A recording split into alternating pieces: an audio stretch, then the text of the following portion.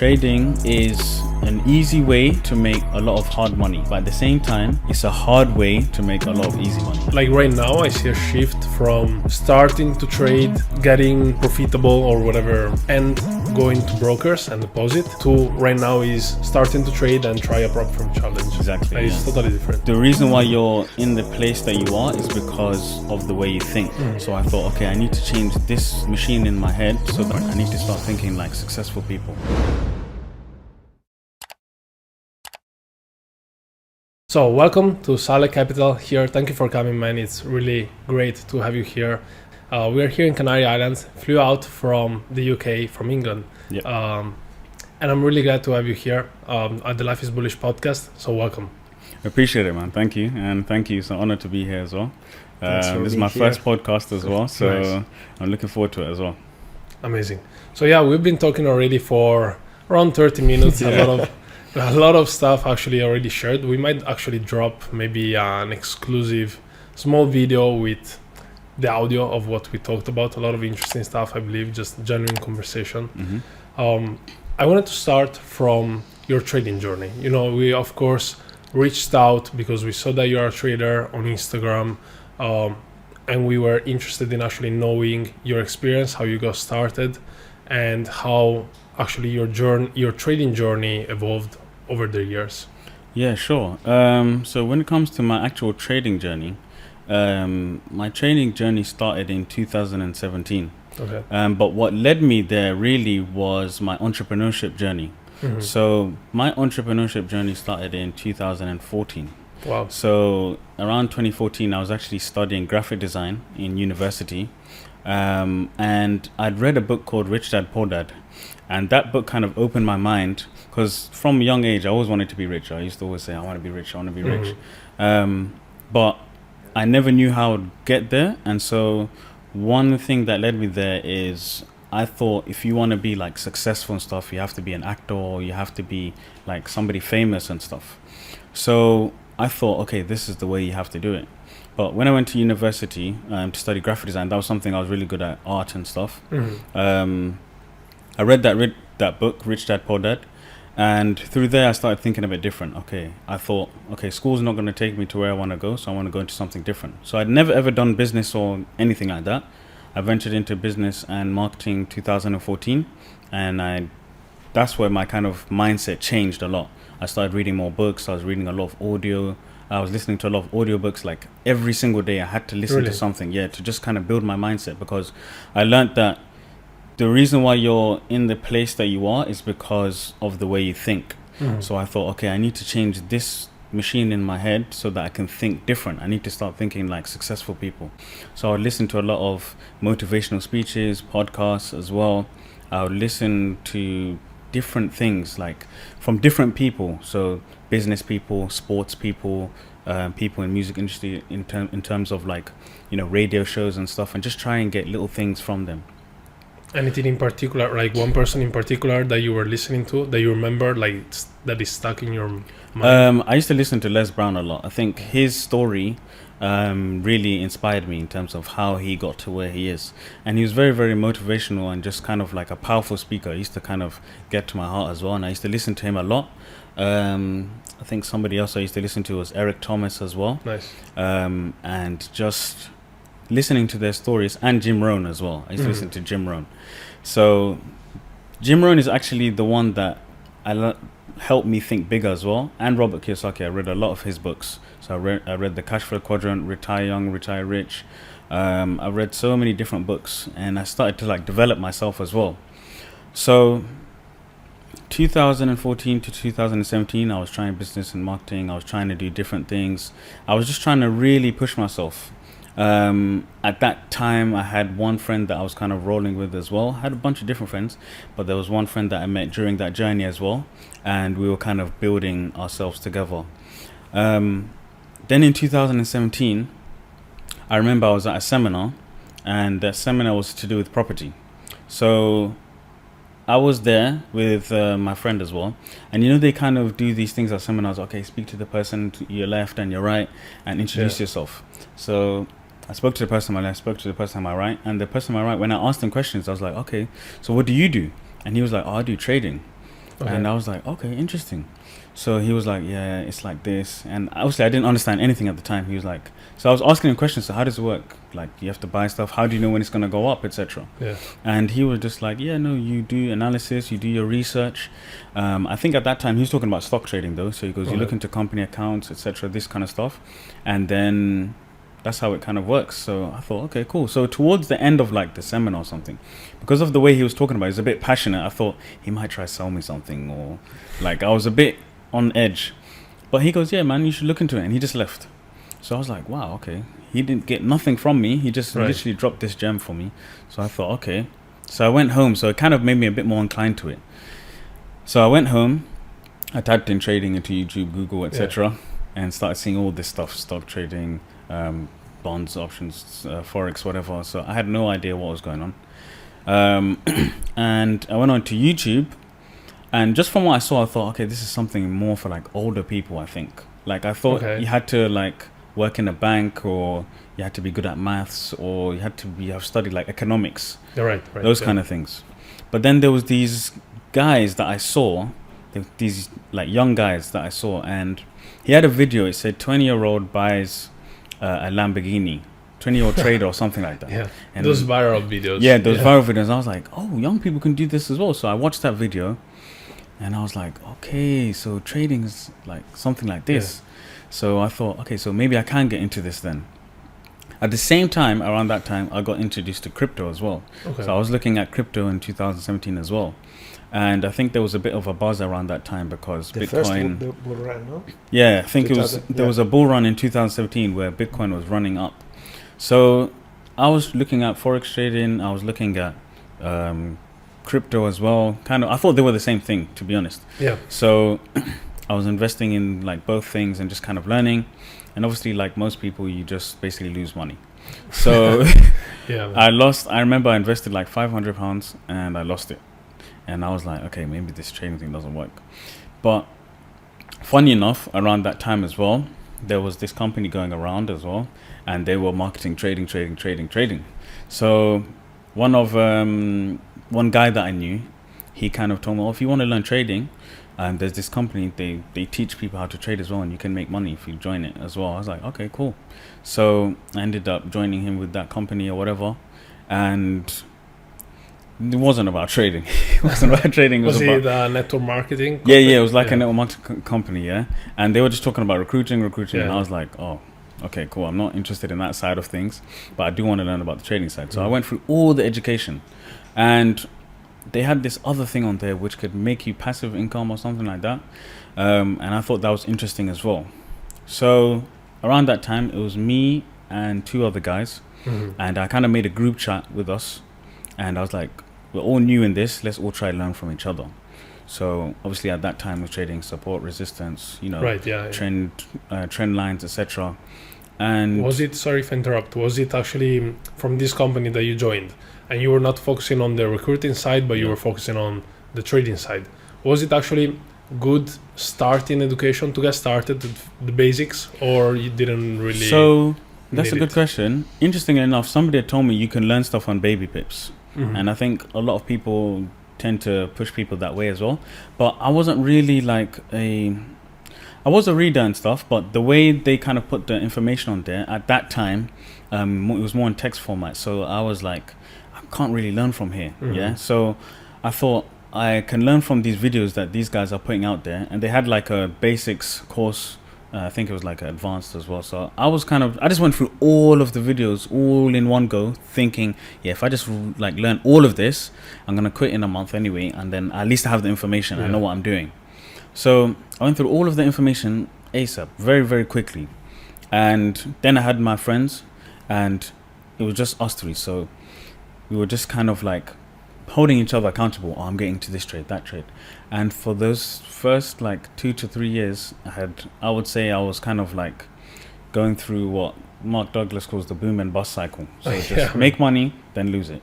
Make money again, lose it. And I quit so many times. I would quit, I would do something else. But then my friend would always bring me back into trading. And I remember one day I blew my account. It was on a Monday morning, and The first day of the Yeah, week. the you were first like, day of the week, in "Let's the blow morning, this I blew my whole account. And I was sitting in my bed and I was thinking, okay, this trading thing, I still haven't got it after 2 years. And I don't know if it's going to work. Because, back then as well, like, there wasn't really prop firms like that. Right. So, right, yeah. really, you're trying to flip your account and Yeah. grow it to a substantial amount, right? So, I'm sitting there in my bed. I'm like, yeah, I can't do this anymore. I'm not sure. I'm going to try and maybe find something else or do something else. And at that time as well, I was trying to rely solely on trading. I didn't have a job. I was unemployed. So I ended up kind of getting a job and stuff. I was working as a youth worker in my local community center. And my friend, he must have messaged me randomly. And he goes, I just made £400 or something. I just grew this account. And I was like, oh, nice, man, sick. And he was like, oh, how's your trading going? And I was like, yeah, man, I quit. I lost my money, man. And he goes, bro, you didn't lose your money. It's in the market. You just need to get it back. Okay. And those words, till today, like whenever, like you say, you lose money or whatever, but those kind of changed my kind of trading journey. And I thought, you know what, that's so true.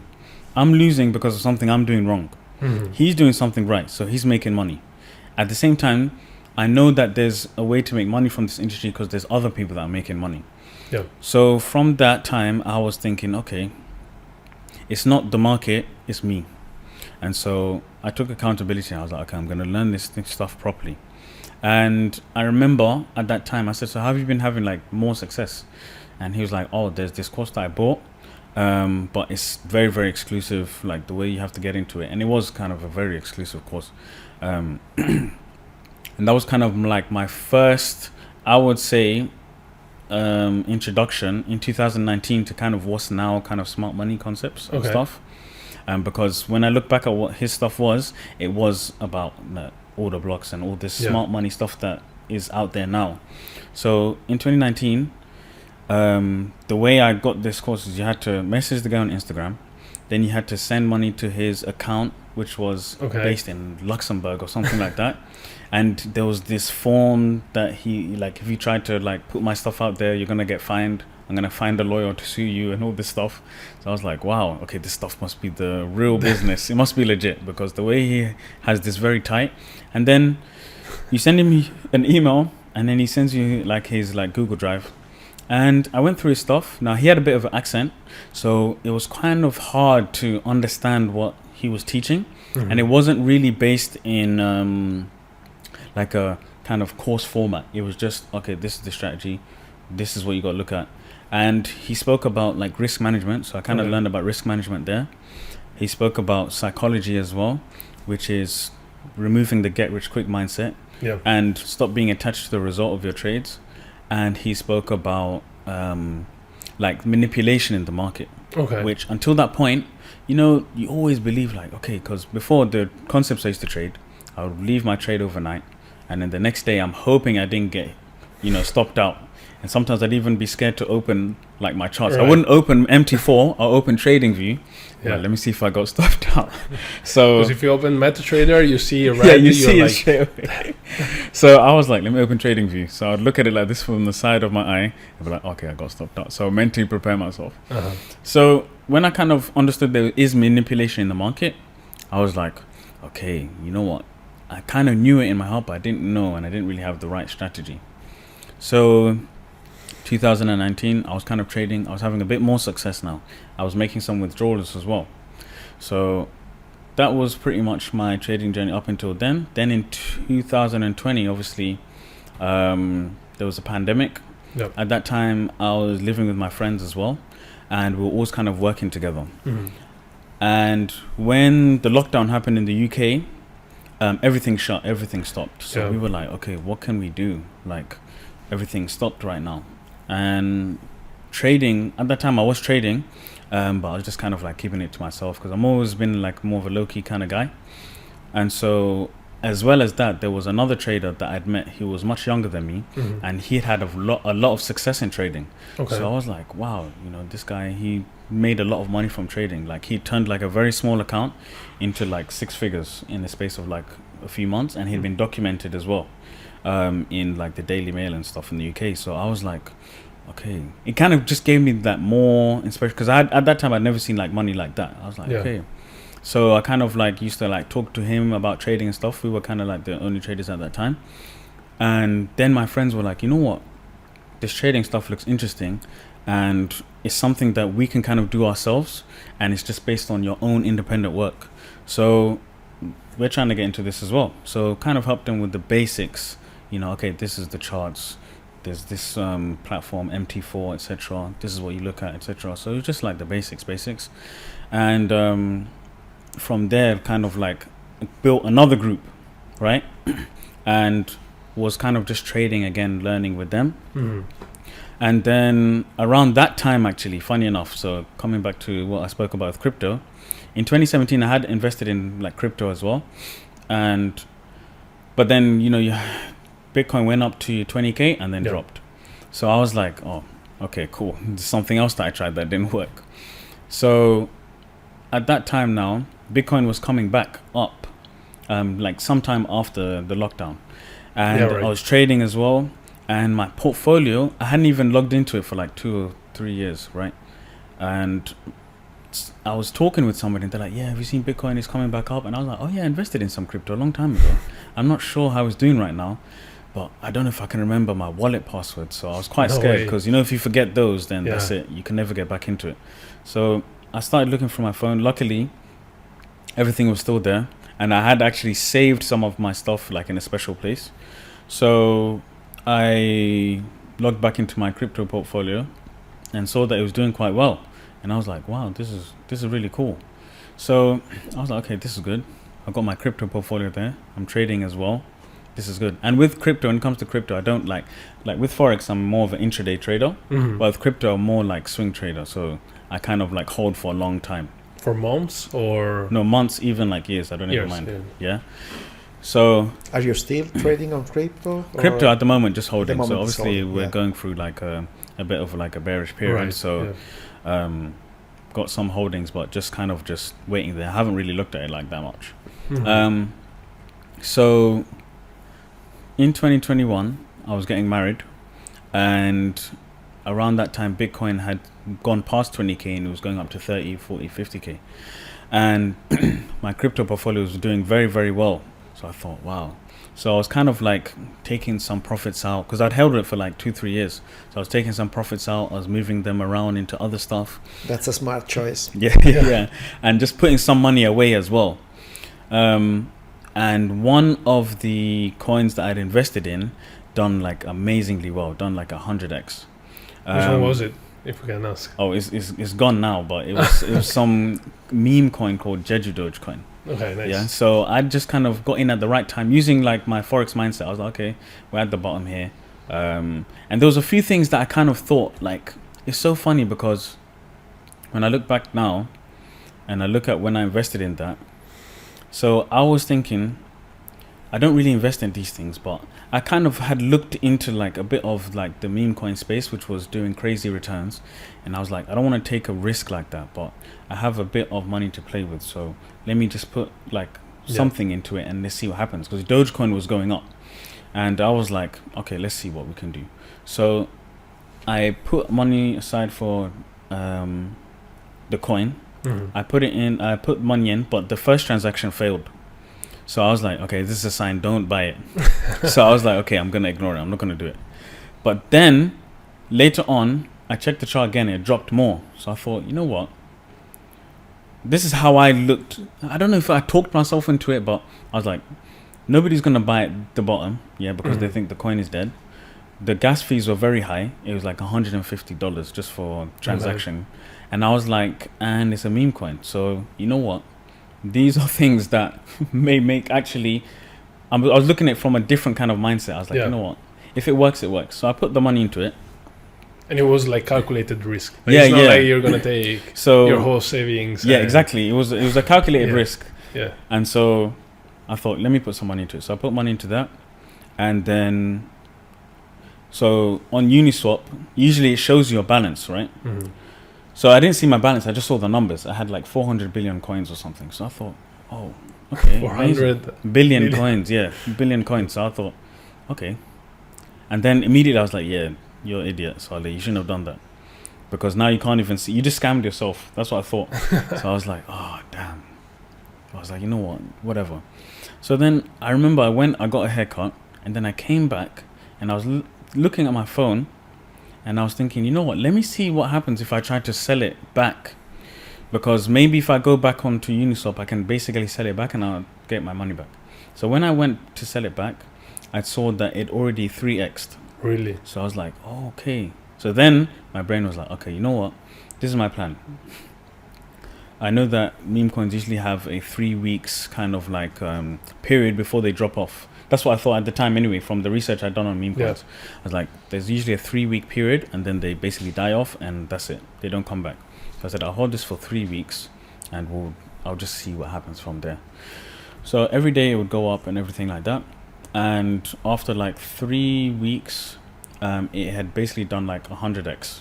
Wow. So from there, that's when I thought, okay, cool, I'm going to take some money out now.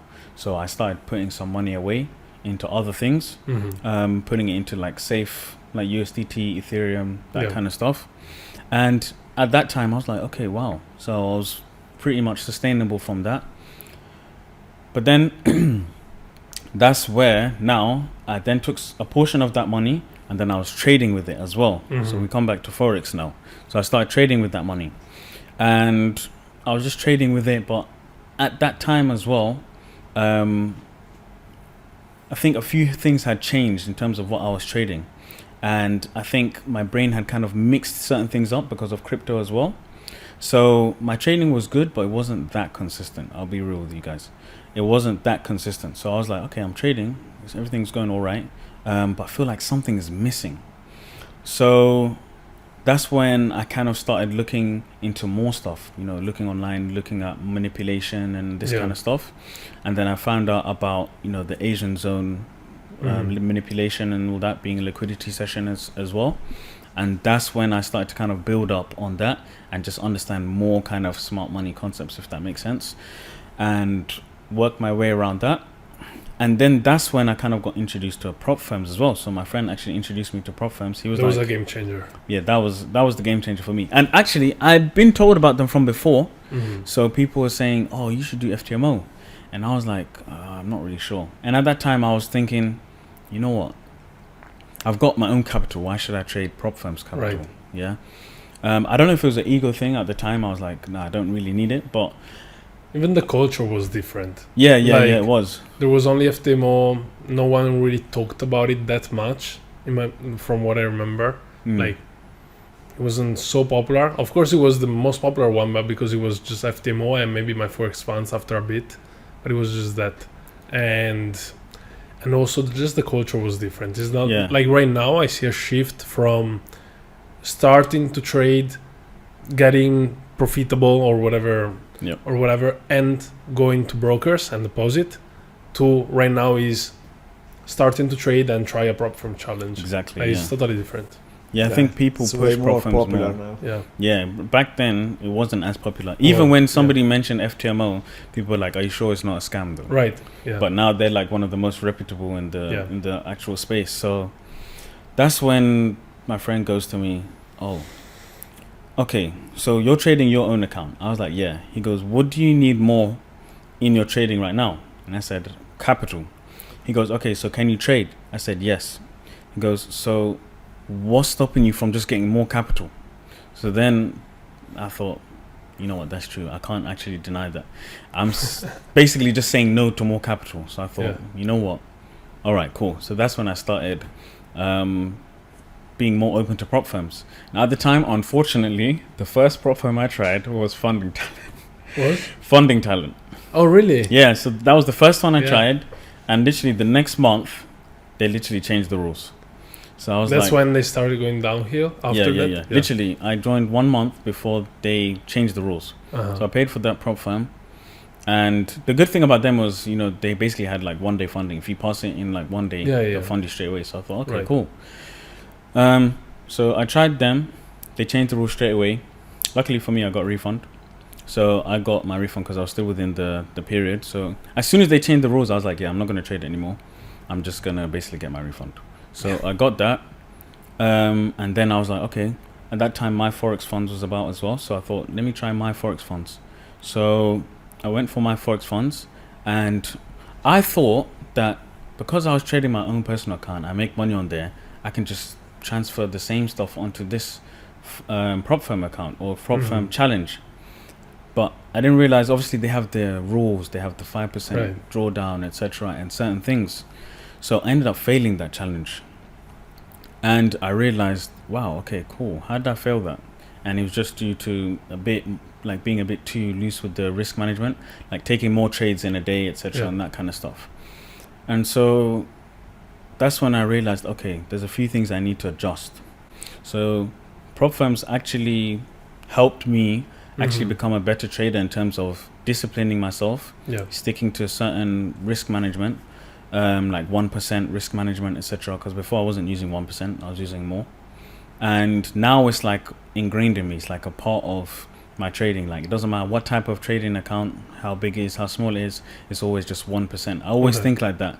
And I had to change over from kind of thinking from a money perspective, because I used to look at my trading like that and be like, okay, I've made this amount, I've made that amount, and okay, I don't want to lose more than this. But then when I started kind of looking at it from a percentage amount, and that's one thing that my friend helped me with as well. He goes, look at it from a percentage kind of amount rather than a money amount, because you'll always be attached to money. And it's true, because as you trade bigger capital, of course the money that you make is much, much more, but then you can start kind of comparing it to, oh, this is like a year's salary, or this is like a month's wage, I should close this, right? But then it will be detrimental later on, because when you're trading bigger accounts, you'll be making smaller percentages. So I kind of transitioned over to kind of percentages and stuff, and then I was able to finally pass a prop firm challenge, and then from there, trading prop firms, I'm trading my own personal account as well, and have my crypto portfolio on the side, and just trying to kind of venture into other things as well. And then my friend started a platform as well, which I also help out with as well. So helping out with like education and stuff, and kind of just supporting with that as well. So, and now we're here. So that's literally how I kind of started my trading journey and where I am now. And after all of these years, when did you actually decide to get on social medias and start bringing what you learned actually to the public? So with the social media stuff, that was more of like documenting my journey, because I never really used to document like that. Funny enough, I do have some old videos which I've put on my social media from 2018, because that's when I really started. But I actually started before that, but I don't have any videos and stuff from back then. As well as that, social media wasn't like that big back then, you know. And I think nowadays everybody documents their journey, but back then it wasn't really like that. So, but I used to take some videos and stuff on Snapchat, whatever, and just save it in my memories. And so, in terms of social media, I started building my social media like a year ago, and just kind of using the stuff that I've learned over my years, my experience, and the things that really kind of defined me and helped me kind of become the person I am today, and just kind of tried to be as authentic as possible, showed the hard times, showed the good times, talk about the stuff that is not as glamorous, you know. Trading is hard, it's not easy, it's simple, but it's not easy. And I remember there's this quote that I heard is, trading is an easy way to make a lot of hard money, but at the same time it's a hard way to make a lot of easy money. So I just tried to bring more of the kind of the struggles of trading. I heard a quote a while ago, a long time ago, and it said that people don't quit things because they think it's too hard. They quit things because they think it's too easy. So I try to show more of the hard side of things so that people know what they're getting into, because I wish I was kind of shown more of that side. Like when I was shown trading or entrepreneurship, etc., I thought it was going to be easy. You just do this, you can just start this course, you can just go on the internet, do this for a certain amount of time, and you'll be successful. But it's not really like that. Sometimes life gets in the way, sometimes things don't work out the way you want. Like even my trading journey, I started with signals as well. Like you just find these kind of platforms, you're like, okay, let me just take signals, but you don't learn that way. And in the end, I think it always kind of pushes you towards, if you want to be an independent, successful trader anyway, it pushes you towards wanting to learn it yourself, because at the end of the day, not understanding why you're making money sometimes is not always a good thing in terms of Mm-hmm. with trading especially, Yeah. because you need to develop your mindset to be able to understand certain things. So yeah, man, I just try to be as authentic as possible, and that's why I love that I'm on this podcast right now, because I get to speak about my journey and the kind of things that I've gone through that maybe I haven't put on my social media yet, Nice. if that makes sense. Well, if you, basing on your experience, on your journey, if you should give an advice to a beginner, what should you tell him or her?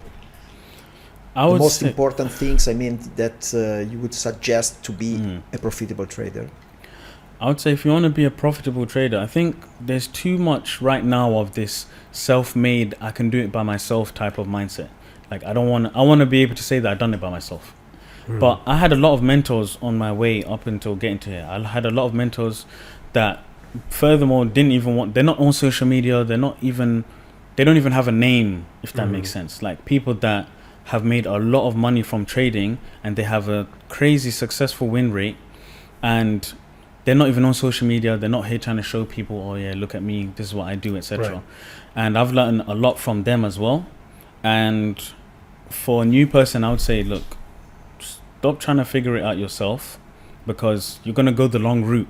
I wish I'd found something as authentic as possible. I would say look for something that you feel is authentic, that you can relate to yourself, Mm-hmm. and follow that person, follow like a mentor or somebody, because you can self-reflect, but you can't, I think there's a word, you can self-reflect, but you can't self-evaluate or something like that.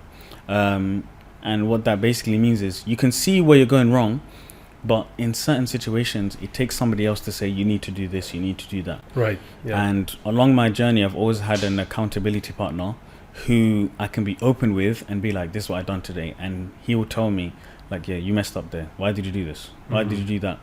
And a mentor is good for that. Yeah. So I would say find a course or a platform that can teach you. There's a lot of stuff online as well for free as well, on YouTube, etc. But I would say find something and a person that you can relate to, one, and then just follow their journey and kind of stop trying to figure it out by yourself, because you will make, like I lost for 3 years because I kept trying to do it by myself. I kept saying, no, I can get this. The market will teach me. The market is my mentor, right? Yeah. But then in 2019, when I finally actually got an actual course and a mentor, that's when I actually started being profitable. So what was the point of me wasting all those 3 years just to learn from somebody else anyway in the end? Do you get what I mean? So that's what I would kind of say. I would say understand that one is hard, and two, just find a place where you can grow. Environment and community is important as well. How can you choose a mentor nowadays? You have a lot. It's very difficult, I think. Yeah. It's not only a lot, it's also Yeah. differentiate between who's actually teaching real stuff or not. Yeah, it's true. Yeah. I think you want to find somebody that shows the hard times, the good and the bad, so wins and losses. And a lot of the people that I've actually learnt from, is funny enough, they never show their kind of like, how can I say, they don't show their wins and losses in a sense where it's like, oh, in terms of a money side. Okay. But from a trading perspective, they do. So they'll say, oh, I took this loss today. I took 3 losses on this today. I took 2 wins on this today. And it's just charts, if that makes sense. They just show a lot of their chart work, and they speak about the before and the after. Oh, I think this is going to happen because of this, this, and this. Like I posted something on my social media the other day. I was doing a breakdown of gold, and the next day, literally, what I said happened. Okay. So that kind of stuff, because I think that's the root of trading is the chart work. Yeah. And once you got the chart work, basically, it will lead towards the money and etc. and the lifestyle that you want later. Yeah. 100%.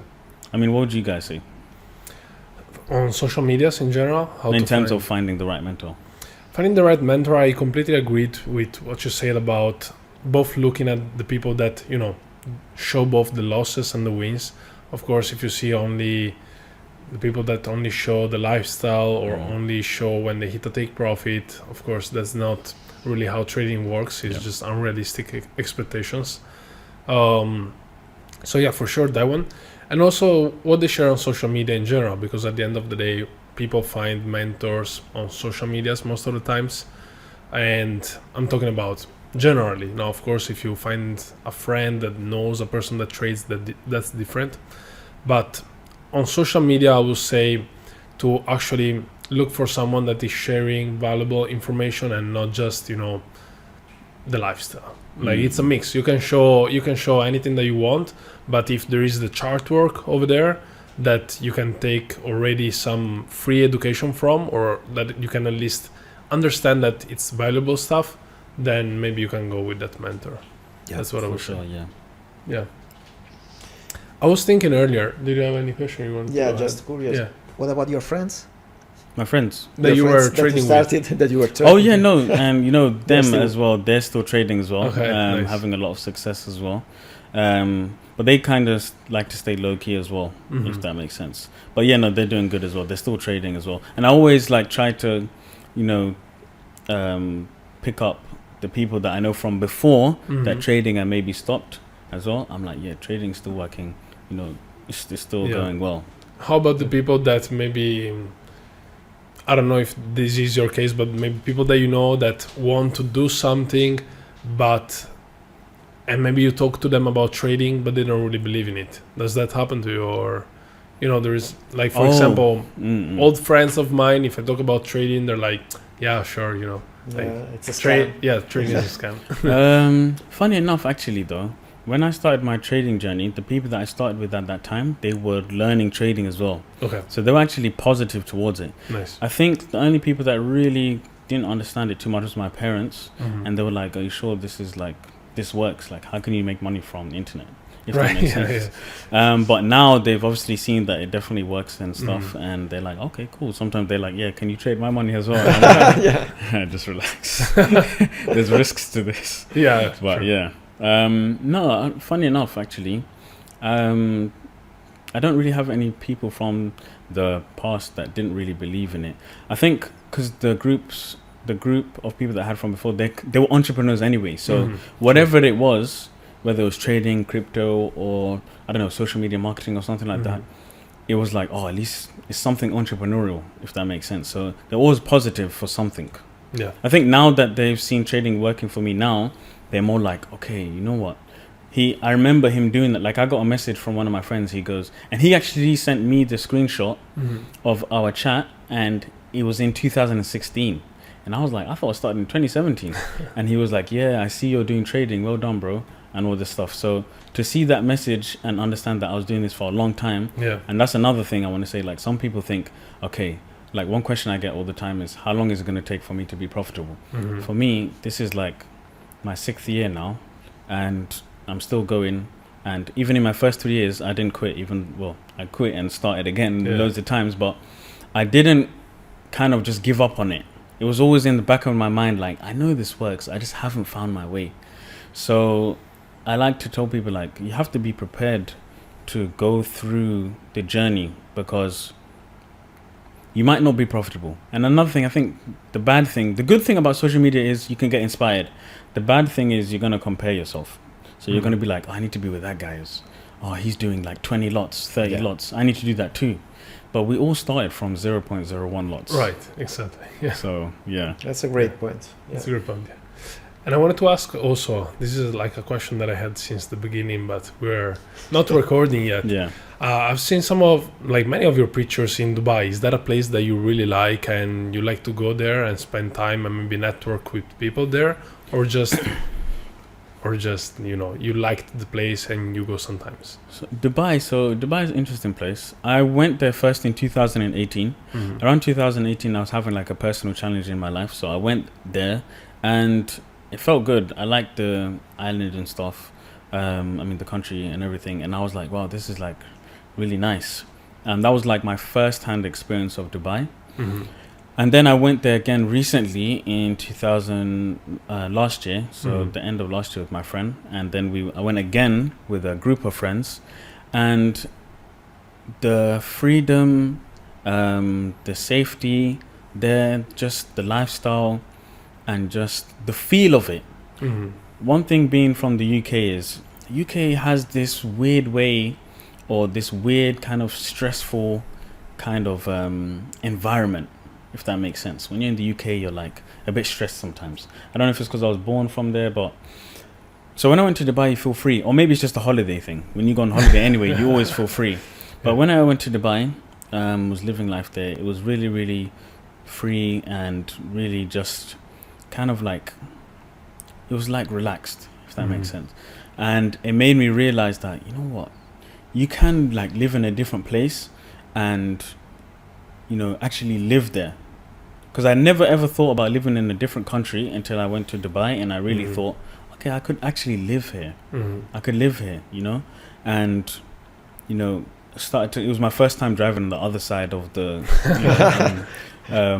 roads as well, and I kind of adjusted to it very quickly, and I thought, you know what, I'd actually like to live here, for, you know, religious purposes as well, but as well as that, the lifestyle as well, and obviously the tax purposes as well.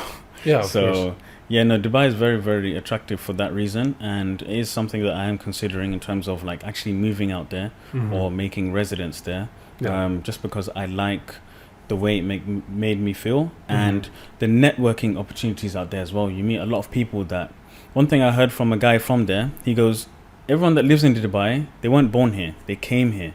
So when you kind of network with people, they kind of want to help you. They kind of just want to be like, oh, where did you come from? They want to hear your story. Do you know what I mean? And they're very fascinated about how you got to this That's super place. interesting. Sorry. Go ahead. How much of fake is there on the pictures you see on the social media about Dubai? How much is fake? How much is real in your experience? To be fair, I think a lot of it is artificial, but a lot of it is real as well. In terms of the lifestyle there, when you say fake, I think you can go there. Obviously, you can rent a car. The cars we were driving were rentals anyway. But Of course. it was fun. It was fun. I didn't really connect with any like fake or artificial people like that. I think maybe where I was and where we were kind of like hanging around, we met a lot of like authentic, real people as well. People that came from, you know, rough backgrounds or tough backgrounds as well. They kind of came up. But even other people that we met that hadn't come from that background, they were really cool and really nice. Like, we met this guy who owned like a scaffolding company, and he was just in Dubai with his partner, his wife, and his son, and they were just like normal people from the UK. They were really cool. Took his son for a spin in the Lamborghini as well. He was very happy. That's something that I love to do as well, just because I know how it kind of felt to be on the other side. Like, and I would have loved, and I did get this as well myself, don't get me wrong. There was people that I knew from that were successful, and they would be like, yeah, let me take you for a spin in my car, etc. So shout out to them. But doing that as well, when the kid was just so happy, he was like, wow, I really, really appreciate this, because like Lamborghini is like one of my dream cars. Nice. I like Ferrari as well. I like this, I like that. And it feels so good to kind of be able to like give back and be like, oh, I'm like an inspiring part of this guy's journey, if that makes sense. But there is a lot of fakery stuff there. I mean, there was one part when we was outside one hotel, there's a lot of people just standing around, and I think they were just gonna go to maybe a party or something like that, but me and my friend were like, oh, let's just go for a drive, let's do this. And then we just kind of came back. We were just having like a really deep talk as well. Nice. About like, we used to dream this stuff, if that makes sense. We used to dream, like I used to watch a lot of like Lamborghini videos, like, you know, the point of view, like just driving the car. It was so crazy, and I want people to take a lesson from this as well. When I got into the Lamborghini, because that was like my first time driving it as well, and it's a car that I'd fantasized about for years, since I was like 16. One thing that I found amazing that I only realized afterwards, I knew how to drive it straight away. Really? I got into it, I was like, yep, I pressed all the buttons, started driving it instantly with the paddle shifters and everything. But because you watched the videos, or? Because I watched the videos. Because I feel like that, like I never drove a Lamborghini yet, and I don't know if I can drive it. Yeah. No, I knew straight away it was so natural. Uh-huh. And I realized later, do you know why I know how to drive this? It's because I've watched so many videos on it. But now it's a reality. And so, like, you know, back in the day, you can kind of be shunned for these things. Oh, look at him, he's watching, like, videos. You'll never drive that car, whatever. But in the end, when I did, it kind of made me proud of myself that I used to do all of that, you know, stuff from the beginning, like stuff that's kind of considered cringe. You know, I used to put, like, the Lamborghini. I printed a picture, put it on my wall. And all those cars I got to drive, like, years later. So, yeah. That's great. Great. Would you say, of course, and the videos, of course, helped? Yeah, of course. Yeah. The videos helped. I've watched so many. Like, even, like, one thing about me as well is my passion is actually cars. So as much as, you know, it looks like lifestyle and all that kind of stuff, I actually like cars a lot. And I'll appreciate a supercar just as much as I appreciate, like, an old car. Like, an old, like, vintage car, if that makes sense. Like, me too. yeah. Like, to the point where, like, sometimes I'll be with my wife or something and I'll be like, oh yeah, I can hear Aventador. And she's like, what? And then it will drive past. She's like, how do you know? And I'm like, because I just know the car so much. Like, I can take a glimpse of a car going around the corner and I was like, yeah, that was a 812. Really? She's like, how do you know? I know the sound, I know the engine, all of that kind of stuff. So that's one of my passions personally, though. I like cars a lot. Which is your favorite one? So Your dream? my favorite car and car that I hopefully want to own one day is the 458. So the Ferrari 458. Nice. I like Mine that is one. Lamborghini Countach. Oh, my dream. Lamborghini Countach. You know, they remade that car now. Yeah. So, but I think probably the original is the one. I would like the old version. The original one, yeah. Yeah, the original. The original, yeah. The old version. It was project in when I was born. Really? In the same really? year, I think. Yeah, Okay. 1971, something like that. Yeah. Nice. I like it. You always talk to me about not the Corvette, but maybe the Corvette. Yeah, I also like American cars. Like one car I want to drive. Muscle cars. Yeah, muscle Chevrolet cars. Corvette. Yeah. C3. I want to It's my drive the favorite. Mustang as well. Yeah. That's one car I want to drive as well. Yeah. That's nice. So That's nice. Great. So yeah, talking about Dubai, you were talking about, you know, the network opportunities, how you actually went there, and maybe things that you visualized either by printing things and putting them on the wall or watching the videos. Actually, some of them became true. What are your next steps that you are envisioning for the future? I think next steps is I'd like to have a big house and a nice driveway where I can put my cars there, build a family as well, and just be kind of giving back and helping a lot of people, not just anyone and everyone, but back home in my country as well. So I'm originally from Tanzania as well. So I was born in the UK, but I'm from Tanzania, Zanzibar. So Nice. That's one thing I want to do. I want to kind of like give back to my people as well, like the culture and everything like that, and just kind of set up my own platform that kind of just helps people have more of an entrepreneurial mindset, like just build the kind of mindset that it took me to get here, because it's not just as easy as like, okay, you make money and then you're a successful person. I think you have to believe that you're a successful person first before you get there.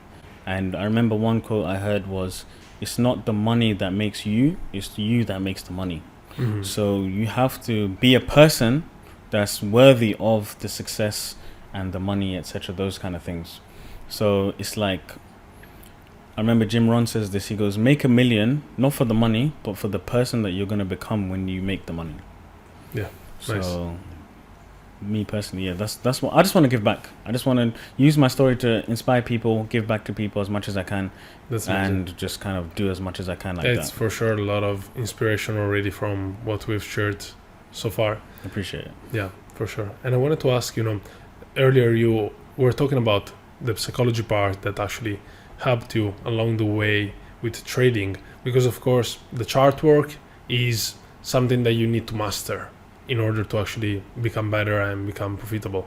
But sometimes you get the chart work, you have it correctly, you know how to analyze charts, but there are other pieces missing. What would you say are the most important things that you actually understood on your trading journey that were not correlated to charts, but maybe they were correlated to psychology, that actually you had to overcome and that helped you the most after?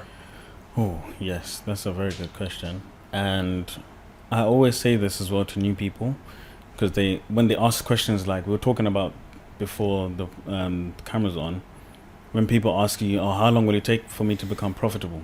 And I always say to them, look, the trading stuff, that part, that can take you like 1 to 3 months to understand how to buy and sell. It's just pressing buttons. When to buy, when to sell, trading management, risk management, that is all going to take much, much longer. So I usually tell people it's going to take you 2 years. To get the trading part, it's not that hard. But the psychology, who you are, your beliefs about money, your beliefs about what you want and in life, and maybe the environment you grew up in, these are all going to shape you. Like I thought on my entrepreneur journey, between 2014 and 2017, I thought, because I have this positive mindset that believes I can make it, when I go into trading, it's going to be easy. But I realized trading doesn't care about your positive mindset. It cares about your discipline and your controlling of your greed and fear, those things. So I had to learn a lot about myself. I think trading exposes you and your strengths and your weaknesses. So one thing I know about myself is, one thing about me is I'm a very patient person in life. When things happen, like bad things, I'm usually like, okay, cool. I don't like overreact or any of those kind of things. And I think in trading, even trading was able to test my patience sometimes in the beginning, where I would lose and I'll be like, why did I lose? And I'm trying to figure it out, and I'm kind of going ballistic thinking, what did I do wrong? What did I do wrong? But over time, reading books like Trading in the Zone, Market Wizards as well, and The Mental Game of Trading, that's a book that I read recently, 2 years ago. Those books helped me, one, understand the markets and the charts as its own thing, and then understand what it takes to be successful as a trader, and then understanding myself. I always say, if you want to understand the markets, read Trading in the Zone. If you want to understand what it takes to be a successful trader, read Market Wizards, because that's like an interview about successful traders. Then if you want to understand yourself, read The Mental Game of Trading. And I think those 3 books can really help you basically be able to get a good control of your psychology during trading. And there was a lot of little things that I did to kind of fix myself. For example, one thing is when you're making mistakes, right? So I kind of struggled with not so much, actually no, I struggled with revenge trading, not holding trades to take profit, and moving my stop loss to break even very quickly. So I understood that these were getting in the way of my trading, because they would always stop me out and the trade would go to basically where I analyzed, and I'm like, I always analyze right, but I just don't hold the trade.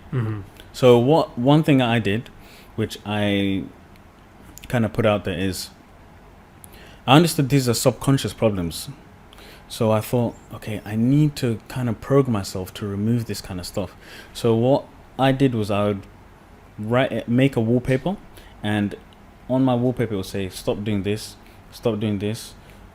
leave the trade, break even or loss. Basically, I would highlight my problems or the things that I wanted to improve on. And you were going to see it all the time. Yeah, and then I put it as my phone wallpaper. And so one thing I realized is after a month or two, those problems would be gone. And I realized the reason why is because it had gone deep into my subconscious mind. Because the first thing you do when you wake up is you look at your phone. So you read that message. When you're outside, you look at your phone.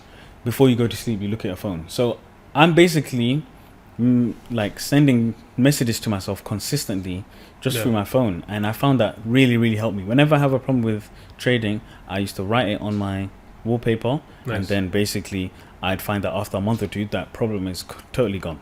That's great. I used to have a similar approach where I was going to record an audio just with my own voice about things about myself. Like, for example, I'm a profitable trader because I do this and this and this. So I would say the exact things that were necessarily where I needed to improve, So, for example, if I was going to revenge trade, I was like, I'm a good trader because I don't revenge trade and blah, blah.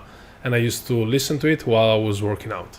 So, anytime possible, but when you're working out, you can decide whether to listen to music or to something else. So it was the best time to actually listen to it for me.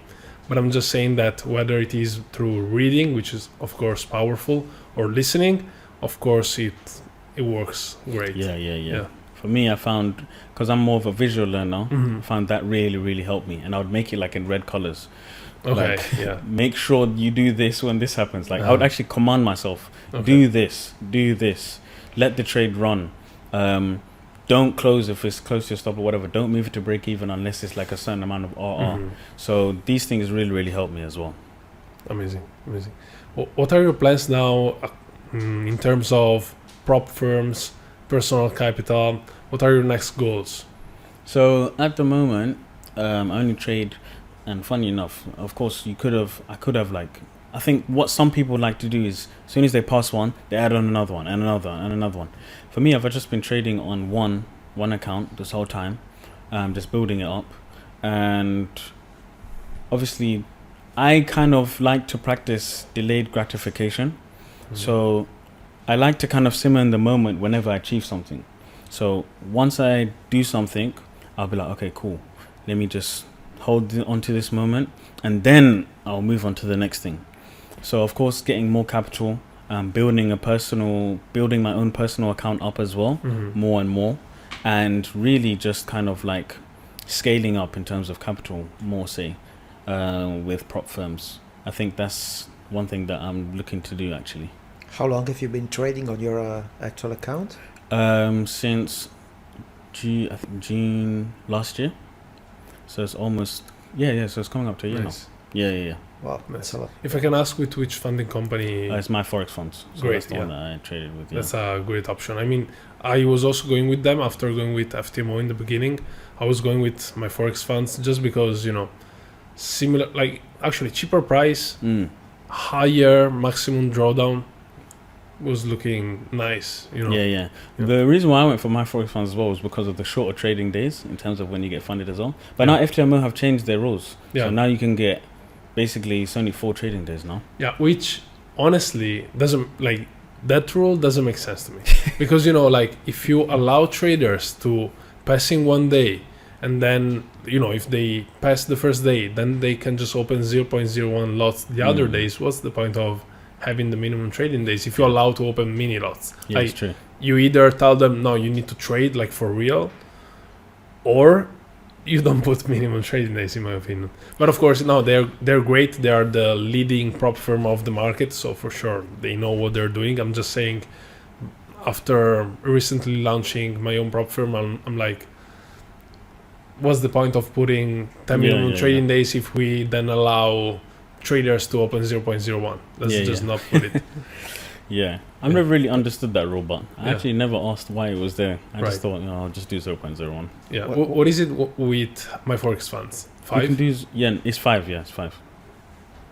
Nice. So When they changed the rules, does this affect also old accounts, or they just start with new accounts? It's only for challenges. Yeah, only for challenges. For challenges. Yeah. Okay. It's only for challenges, but I believe that FTMO kind of saw the whole prop firm market going towards no minimum trading days, no time limits approach, and they had to make even small changes because they are for sure the leading prop firm of the market. They don't need to change their business model to work because everyone wants to trade with them. But at the same time, there is a lot of innovation in the prop firm space, and I believe they will make some changes. How do you see the whole prop firm, as we both started when there was, like, prop firms were not a regular thing to talk about or to use, and we were trading our own money. And you saw all of these transition towards prop firms. How do you see the future of this market? It's crazy because whenever I see somebody getting into trading now, like I was asked the other day, do you think I should trade my own money or do a prop firm? I say the goal that you're coming into trading with is obviously to make money, right? Yeah, and to make substantial amount of money. There's no point trading your own, capital unless you're willing to risk, 5 or 6 figures. You might as well learn the skill and then take that skill set to the prop firm, show them that you can trade, and then just get funded. Like, Yeah. it comes down to the question that I was asked. If you could trade with more capital, why are you trading with your small capital? Mhm. If that makes sense.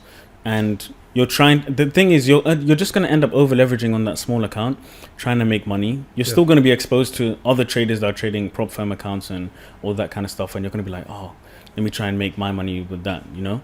Yeah, 100%. So I always push people towards prop firms. I wish the time I kind of started that prop firms was about, I would have probably just been much more successful much quicker or earlier, to be honest. But I don't regret my journey because I feel like it's built me to who I am now.